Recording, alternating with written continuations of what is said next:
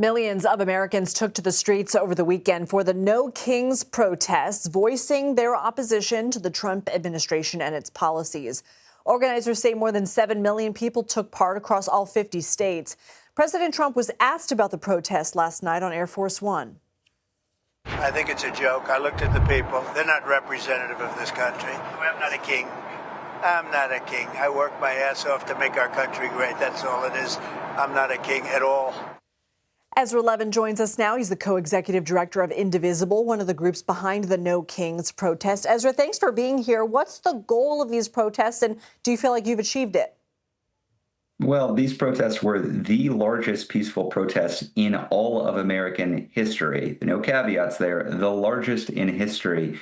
They're not the only large protests we've seen this year. In April, for the Hands Off protests, we saw 3 million people at 1,300 events, then 5 million people at 2,100 events for No Kings 1, and then on Saturday, more than 7 million people at more than 2,700 events nationwide.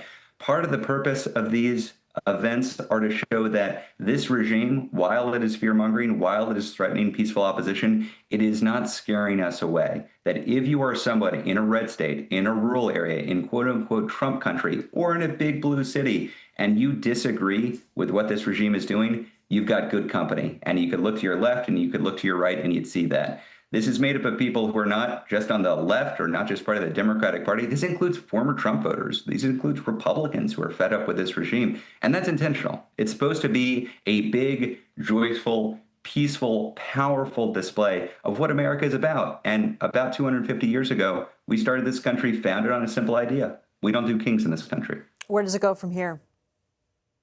I think that is the real measure of success, Lindsay. Part of the point of a protest is being big, being welcoming, getting new people in who have never participated before. But the real judge of success of an event like this is not just in how big that day was, but how many people are able to join and get involved in real, meaningful, on-the-ground work wherever they are. And so to that end, we have a big call lined up for just tomorrow night, 8 p.m., If folks go to nokings.org, they can register, stick your toe in the water, check it out. We're going to be talking about how we move forward beyond this moment. Yes, there will be a No Kings 3 in our future, but before then, we've got to worry about these institutions that are being bullied by Trump, universities, media, law firm, businesses around the country, and they need to understand that they can stand up to this regime, that actually there is safety there, that they will be cheered on, and understand that courage is contagious, that Americans all around the country are pushing now for a new era of accountability and reform, and they should be getting on the right side of that issue. That's something that happens not just in the midterms next year, it happens right now. Ezra, what is your response to the president or lawmakers who downplay, mock, or even compare some of these protests to, attracting Antifa? Yeah, well, the first answer is I just laughed at that. They spent about 10 days talking about how these were going to be violent protests in the streets.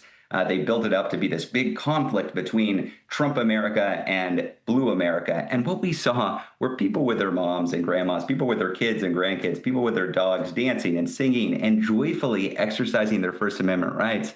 You know, after there was no violence at any of these events nationwide, the Republican Party and the MAGA movement and this regime, they had to pivot strategically and try to figure out what they could say about these peaceful protests around the country. And frankly, you can't really tell where they're going to land. Either these were the bloody insurrection that they predicted, or they were irrelevant and nobody showed up, even though they were the largest in history, or they really got under Trump's skin, as we saw him tweeting out just a really offensive video with him combating peaceful protesters around the country. So I don't know where they're going to land. I think they're between a rock and a hard place here. And the fact of the matter is, there are more of us than there are of them, and we just demonstrated that on Saturday. All right, Ezra Levin, thank you.